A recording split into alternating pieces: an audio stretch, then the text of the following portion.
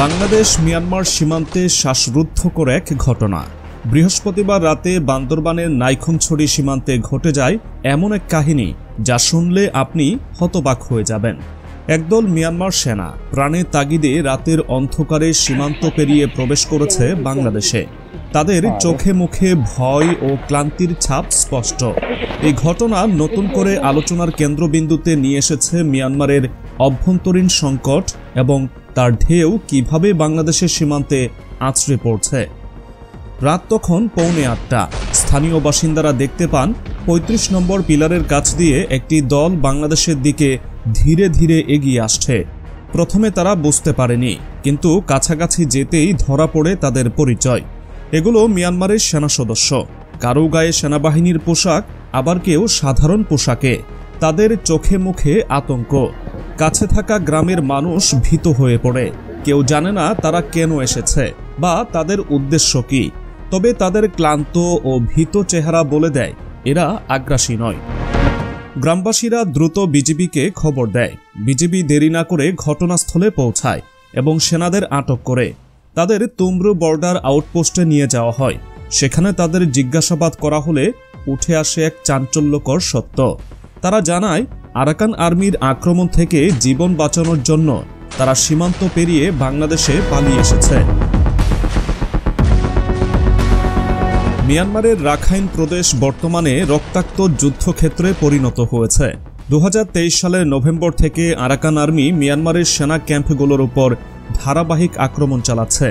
শহরের পর শহর তাদের দখলে চলে যাচ্ছে। এমনকি রাখাইন প্রদেশের 17টি শহরের মধ্যে 12টি এখন আরাকান আর্মির নিয়ন্ত্রণে। সীমান্তের 270 কিলোমিটার এলাকায়ও তাদের হাতে। মংডু শহর এবং এর আশেপাশের অঞ্চল দখল করে নিয়েছে বিদ্রোহীরা। মিয়ানমার সেনাবাহিনীর অবস্থা এতটাই খারাপ যে তাদের অনেক সদস্য জীবন রক্ষার্থে পালানোর পথ খুঁজছে। এই 12 জন সেনা তারই উদাহরণ। তারা জানায় আরাকান আর্মি তাদের ক্যাম্পে আক্রমণ চালিয়ে পুরোপুরি ধ্বংস করে দিয়েছে। পালানোর সময় তারা কোনো অস্ত্র সঙ্গে নিতে পারেনি। প্রাণ বাঁচানোর জন্য শুধুমাত্র সামান্য কাপড় চোপড় নিয়ে তারা রাতের অন্ধকারে সীমান্ত পেরিয়েছে। এই ঘটনায় বাংলাদেশের সীমান্ত এলাকায় নতুন করে উত্তেজনা ছড়িয়েছে। সীমান্তের নাইখংছড়ি অঞ্চলের বাসিন্দারা এমন ঘটনার আগে কখনো সাক্ষী হননি। তাদের অনেকেই ভাবছেন মিয়ানমারের এই অভ্যন্তরীণ সংকট বাংলাদেশের জন্য কী ধরনের চ্যালেঞ্জ বয়ে আনতে পারে। বিজিবি সূত্রে জানা গেছে আটক হওয়া সেনাদের কাছে কোনো অস্ত্র ছিল না। তারা নিজেদের নিরীহ বলে দাবি করেছে। তাদের বক্তব্য অনুযায়ী আরাকান আর্মি তাদের উপর এমন এক তীব্র আক্রমণ চালিয়েছে যে তাদের জন্য আর কোনো বিকল্প পথ খোলা ছিল না। রাখাইনে গৃহযুদ্ধের পরিস্থিতি যে কতটা মারাত্মক তা এই ঘটনায় চোখে আঙুল দিয়ে দেখিয়ে দিয়েছে। বিদ্রোহী আরাকান আর্মির লক্ষ্য রাখাইন প্রদেশের পূর্ণ নিয়ন্ত্রণ নেওয়া। এদিকে মিয়ানমারের জান্তা সরকার তাদের দমন করার জন্য সর্বাত্মক চেষ্টা চালাচ্ছে, কিন্তু বাস্তবতা হলো পরিস্থিতি তাদের নিয়ন্ত্রণের বাইরে চলে গেছে। বাংলাদেশ সরকার ইতোমধ্যে সীমান্ত এলাকায় নজরদারি বাড়ানোর নির্দেশ দিয়েছে। বিজিবি এবং অন্যান্য নিরাপত্তা বাহিনীকে আরও সতর্ক থাকার জন্য বলা হয়েছে। বাংলাদেশ সরকারের পক্ষ থেকে জানানো হয়েছে সীমান্তের ওপারের অশান্তির প্রভাব যাতে দেশের অভ্যন্তরে না আসে তা নিশ্চিত করতে সব ধরনের পদক্ষেপ নেওয়া হবে। এদিকে রাখাইনের রোহিঙ্গা জনগোষ্ঠীর অবস্থাও ভয়াবহ। 5 লাখের বেশি রোহিঙ্গা এই সংঘর্ষের মধ্যে আটকা পড়েছে। অনেক রোহিঙ্গা বিদ্রোহী গ্রুপে যোগ দিচ্ছে, আবার অনেকেই মিয়ানমারের সেনাবাহিনীকে সমর্থন করছে। ফলে সাধারণ মানুষের জীবন আরও বিপদগ্রস্ত হয়ে উঠছে। বাংলাদেশে আসা 12 জন সেনা সদস্যের ঘটনা শুধু একটি বিচ্ছিন্ন ঘটনা নয়, এটি মিয়ানমারের অভ্যন্তরীণ সংকটের গভীরতার এক বাস্তব উদাহরণ।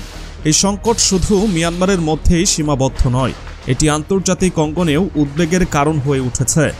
বিশেষজ্ঞরা বলছেন রাখাইন প্রদেশের এই যুদ্ধ যদি দীর্ঘমেয়াদে চলতে থাকে তবে এমন ঘটনা আরও বাড়বে। বাংলাদেশকেও এই পরিস্থিতি মোকাবেলায় আরও প্রস্তুত থাকতে হবে। রাখাইনের সংঘাত যেন শুধু একটি অঞ্চলের নয়, বরং পুরো দক্ষিণ এশিয়ার স্থিতিশীলতার জন্য হুমকি। বাংলাদেশে পালিয়ে আসা মিয়ানমারের 12 সেনা সদস্যের ঘটনা এরই বাস্তব উদাহরণ। তাদের আটক করার পর বিজিবি এখন জিজ্ঞাসাবাদ চালাচ্ছে। জানা গেছে এই সেনারা সরাসরি যুদ্ধ থেকে পালিয়ে এসেছে।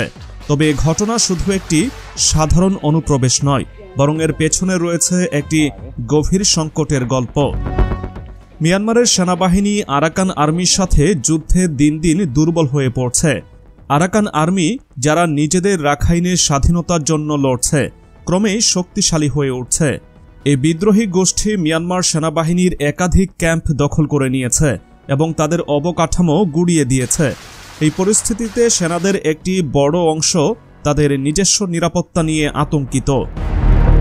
বাংলাদেশে আশ্রয় নেওয়া 12 জন সেনা সদস্যের দাবি, রাখাইন যুদ্ধ এখন শুধু সেনাবাহিনী আর বিদ্রোহী গোষ্ঠীর মধ্যে সীমাবদ্ধ নেই। এর মাঝে সাধারণ মানুষ, এমনকি রোহিঙ্গারাও জড়িয়ে পড়েছে।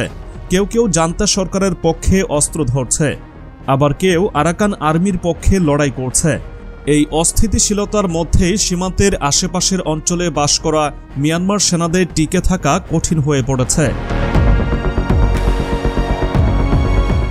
এদিকে বাংলাদেশের জন্যও এই পরিস্থিতি চরম উদ্বেগজনক। সীমান্তে নজরদারি আরও বাড়ানো হয়েছে। বিজিবি এবং অন্যান্য নিরাপত্তা বাহিনী সর্বোচ্চ সতর্ক অবস্থায় রয়েছে। কিন্তু এই ধরনের ঘটনা বাংলাদেশের জন্য একটি বড় চ্যালেঞ্জ হয়ে দাঁড়িয়েছে, কারণ এটি শুধু সীমান্তের নিরাপত্তার প্রশ্ন নয়, বরং আন্তর্জাতিক কূটনীতির ক্ষেত্রেও একটি জটিল পরিস্থিতি তৈরি করেছে। বাংলাদেশ সরকার ইতোমধ্যেই বিষয়টি আন্তর্জাতিক মহলে উত্থাপন করেছে। জাতিসংঘ এবং অন্যান্য সংস্থাগুলোকে জানানো হয়েছে, মিয়ানমারের অভ্যন্তরীণ সংঘাত কেবল তাদের দেশেই সীমাবদ্ধ থাকছে না, এটি আশেপাশের দেশগুলোতেও প্রভাব ফেলছে। বিশেষ করে বাংলাদেশ, যে ইতোমধ্যেই প্রায় 12 লাখ রোহিঙ্গার বোঝা বহন করছে, নতুন করে মিয়ানমারের অভ্যন্তরীণ সংকটের প্রভাব মোকাবিলা করার মতো অবস্থায় নেই। মিয়ানমারের রাখাইন প্রদেশের পরিস্থিতি যদি এমনই চলতে থাকে, তবে ভবিষ্যতে আরও অনুপ্রবেশের ঘটনা ঘটতে পারে। বিশেষজ্ঞরা বলছেন, এই সংকট শুধু সীমান্ত পেরিয়ে আসা সেনা বা সাধারণ মানুষের নয়, এটি একটি বৃহত্তর মানবিক বিপর্যয়ের ইঙ্গিত। বাংলাদেশ সরকারের জন্য এখন সবচেয়ে বড় চ্যালেঞ্জ হল সীমান্ত পরিস্থিতি নিয়ন্ত্রণে রাখা এবং আন্তর্জাতিক মহলে এ বিষয়ে জোরালো বক্তব্য রাখা। কারণ মিয়ানমারের অভ্যন্তরীণ সংঘাতের প্রভাব বাংলাদেশকে যেন আরেকটি সংকটে না ফেলে, সেটি নিশ্চিত করা জরুরি। তবে একটি বিষয় স্পষ্ট, মিয়ানমারের অভ্যন্তরীণ সংঘাত এবং তার প্রভাব বাংলাদেশের জন্য একটি নতুন চ্যালেঞ্জ হয়ে দাঁড়িয়েছে। এর সমাধান যদি দ্রুত না হয়, তবে এর প্রভাব আরও গভীর এবং দীর্ঘস্থায়ী হতে পারে। এই ঘটনার মধ্য দিয়ে বাংলাদেশের সীমান্ত নিরাপত্তা এবং আন্তর্জাতিক ভূমিকা এক নতুন মাত্রায় পৌঁছেছে। এই সংকটের সমাধান কি দ্রুত আসবে, নাকি এটি আরও দীর্ঘমেয়াদী সমস্যার জন্ম দেবে? এই প্রশ্নের উত্তর সময়ই দেবে। কিন্তু একথা নিশ্চিত, রাখাইনের এই সংঘাত শুধু একটি দেশের নয়, বরং পুরো অঞ্চলের স্থিতিশীলতার উপর ছায়া ফেলছে।